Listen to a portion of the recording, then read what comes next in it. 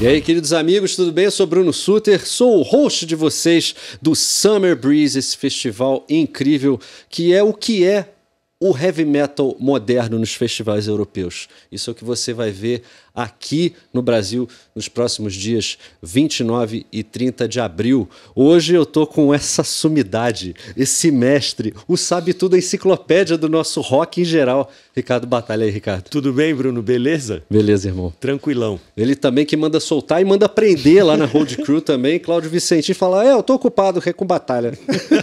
Tudo bom, Batalha? Tudo bem, tranquilo. A gente hoje veio falar aqui sobre duas atrações hiper importantes, né, do Summer Breeze, que é o tributo ao André Matos, com o Xamã, integrantes do Angra e do Viper, e também o Skid Row. Quando fala de hard rock, Ricardo Batalha é a sumidade principal, né, Ricardo? Já até muda o panorama, né? Porque não tem como falar de hard e não ficar alegre, né?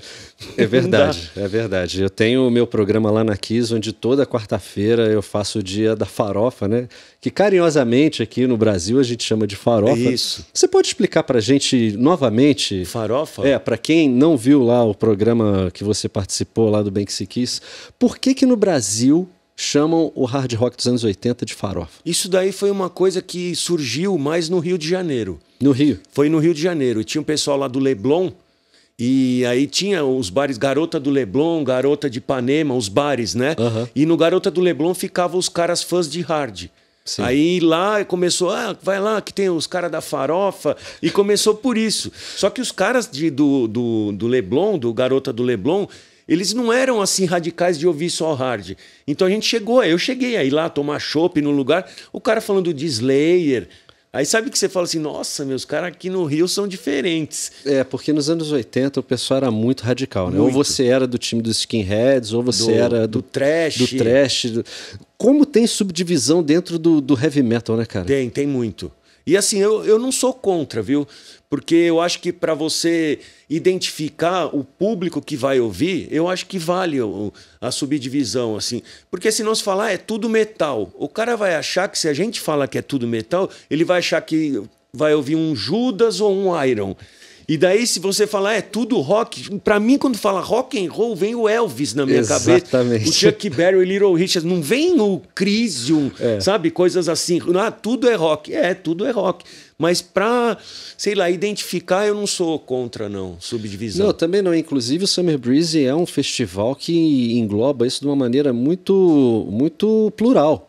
Né? Porque a gente vai ter muitas subdivisões do metal que são totalmente diferentes umas das outras e vai ter todo mundo com seu nicho englobado, onde a gente se sinta, de uma certa forma, representado. É isso mesmo. E assim, eu já participei como trabalhando em vários festivais do exterior e é isso que acontece. Então, assim, você tem os palcos, vários palcos, aí essa banda eu gosto, eu vou assistir naquele palco, aí é outro, e é plural, que nem você falou, é uma diversidade. Isso daí é o que acontece hoje em dia. Lógico que a gente tem alguns outros países ou eventos pontuais que é só de um evento. Por exemplo, eu fui naquele do navio da farofa, Monsters of Rock Cruise. Nossa. Aí 95% é hard rock. E será que em cada cabine tinha laque, assim, para cada... Tinha zoeira, assim, tinha... dentro das cabines toca só hard. Você liga a televisão, tá os clipes de hard anos 80, e no corredor, no elevador. Então, assim, é feito para você viver o que foi aquela fase e bandas que estão excelentes até hoje, né? Sim, inclusive a gente vai ser muito bem representado aqui com hard rock, com bandas que a gente vai falar nos próximos programas, como o Hit, né, que é o movimento mais contemporâneo do hard rock. Eu assisti lá. Você assistiu lá? Eu assisti o Hit no Monsters of Rock Cruise, 2 shows, né? No palco da piscina, que ele mergulhou, o Eric Grönwald, que agora é do Skid Row. Ele agora era do Hit e foi pro Skid Row. E aí a gente já faz o nosso primeiro gancho, né? Que a gente vai ter, além do tributo ao André Matos que a gente vai falar, o novo Skid Row. Para quem curtia, como eu, o Skid Row do primeiro, Slave to the Grind, essas coisas assim, ficou um pouco desatualizado do que é o Skid Row atualmente. Batalha, o que se transformou, o que se tornou o Skid Row? O Skid Row, nessa fase que você está falando, a banda chegou a vir para o Brasil em 92 e é incrível, porque isso poucas bandas fizeram. Eles fizeram 2 shows no mesmo ano. Eles tocaram no Hollywood Rock em 92 com Extreme, junto na mesma noite, e voltaram em agosto de 92, tocaram no ginásio do Ibirapuera. Era a turnê assim, do Slave to the Grind e aquele EP que tem a Psychotherapy, que aparecia os clipes até na MTV direto, né? Que o Skid Row é daquela fase final dos anos 80 e começo dos anos 90 que a banda assim explodiu junto com os vídeos. Tinha a figura do Sebastian Bach, o visual dos caras. Então era diferente. Depois dessa fase, quando saiu o Sebastian Bach em 1996, olha quanto tempo faz. Ele saiu em 96, a banda ficou assim patinando, e ela teve o John Solinger, que já faleceu, gravou alguns discos com a banda, chegou a vir no Brasil, fechou no Manifesto, lotado, mas era outra coisa, assim, sabe? Por mais que o cara seja legal, o público antigo parece que assim, acabou a banda. E aí eles tentaram com esse John Solinger, chegou a gravar, tentaram com o Tony Harnell, do TNT, que entrou e ficou pouco tempo e saiu. Aí entrou o ZP, que é o vocalista que era do Dragon Force e do Tank. Olha isso, aí o cara entrou no Skid Row, isso daí foi surpresa, porque o cara veio do power melódico e do Tank, que é New Wave of British Heavy Metal. Tudo bem, era um hard and heavy e tal, mas pô, o cara do Tank tá no Skid Row. Ele que era para gravar o álbum novo. Só que aí acontece aquela coisa de tipo, assim, sabe banda que abre um show e fica todo mundo de olho, nossa, o que é isso? O Hit tinha feito show de abertura para o Skid Row. E eu vi o Hit, eu vi o Eric Grönwall, ele foi vencedor do Swedish Idol, do Ídolos lá, da Suécia. Eu vi o que é a energia desse cara ao vivo, é impressionante. Ele estava cantando assim no Estúdio B, que é um palco meio Carioca Clube. Ele saiu do palco, foi na arquibancada, cantou de lá, pulou, não parava de agitar. No show da piscina, ele mergulhou na piscina, voltou pro palco. Então, assim, eu imagino que os caras do Skid Row, Rachel Bolan, sei lá, Scott Hill, deve ter olhado assim, olha esse cara. E aí uma coisa leva a outra. O Eric, o cara era fã do Skid Row. Ele tinha gravado 18 and Life, que ele faz uns vídeos gravando covers. Outro dia ele fez até Painkiller, impressionante. É tipo o Pelec, né? Ele faz qualquer coisa, assim, ele não é radical, tanto que no Hit era um maior hard melodic rock, ele cantando com a camisa do Bathory. Só pra você ter uma Mas ideia. isso mostra um pouco qual é a proposta do Summer Breeze, né? Mente aberta. Mente aberta. Isso é a proposta. Hoje a gente pode ver um festival, como é o festival, os festivais na Europa, que são todas as vertentes do metal e não tem treta, não tem confusão. Né? Eu acho que vai ser uma forma até de educar os headbangers antigos para entenderem o que está acontecendo na cena metal atualmente no mundo. E essa história que você falou do Skid Row, nossa, a gente ouviu muitas. O caso do Bruce Dickinson no Iron Maiden, né? Que tava os caras no cantinho vendo o show do Reading Festival, vendo o Samson, vendo assim... o John Sykes do Tigers of Pantang depois foi pro White Snake, que o cara... Porra, o John Sykes, os caras olharam, nossa, assim, né? Eu preciso de um guitarrista desse. Aí teve aquele cara, o James Kotak, que foi batera há muito tempo do Scorpions, a banda que fez turnê antes. Kingdom Come, quem era o batera? James Kotak. O cara abriu, aí precisou de batera. Puta, chama aquele cara que ele era bom. Então, se você é uma banda de abertura, você fala, tô pagando pra tocar. Talvez seja um investimento bem interessante, viu? O caso do Wolfsbane também, né? Foi. Que o Blaze Bayley entrou no Iron Maiden porque era banda de abertura e na época ele pulava pra tudo quanto é lado. Isso conta muito. E assim, e não é só pelo Eric Grönwall que o Skid Row tá assim. É porque eles lançaram um álbum, All Gangs Here, que o álbum faz jus ao que o Skid Row fez de bom, principalmente nos 2 primeiros álbuns, no homônimo, né, o Skid Row, e no Slave to the Grind. Então, junta isso, os caras animadaços, com um cara como o Eric, que canta muito, aí deu um álbum que tá agradando fãs antigos, fãs do Hit, e cara que tinha largado a banda, tal, deixa eu escutar como é que ficou com esse moleque. E aí tá indo bem. Isso é muito bom, porque o Eric ele deve ter trazido uma energia tão grande para a banda, porque ele é muito fã. Quando você é muito fã de uma banda e você entra com esse tesão de tocar, você oxigena os próprios membros antigos da banda. Isso, é isso mesmo. Ele deixa os caras assim, como se tivesse naquela garra inicial dos primeiros anos. Aí até teve o Sebastian Bach falando umas bobeiras e tal, mas isso faz parte do jogo. É normal. É assim, é até legal que ficam falando da banda, das bandas, até do Hit. E quem é fã do Hit vai conseguir ver o Eric no Skid Row e o show do Hit no Summer Breeze. Exatamente. Então é muito legal isso, né? Então você espera o melhor possível desse show. Um Skid Row tipo de antigamente. O Skid Row eu tenho muita curiosidade de ver, porque o instrumental é cravado, mas com essa energia, a gente é muito diferente da gente estar no público lá, tá assistindo ao vivo, do que ver no YouTube, ver no celular. Isso nem se compara. Com certeza. Então a energia e o punch do som de um festival é outro. Aquilo lá você...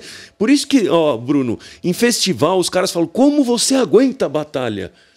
Porque como você não aguenta não estar lá, né? Porque, por exemplo, vai lá 3 dias de festival, tal. Se tivesse 4, eu estava no quarto. Sabe? O som e o clima do negócio te deixa... Você chegou de manhã, é 1h da manhã, você ainda está com gás.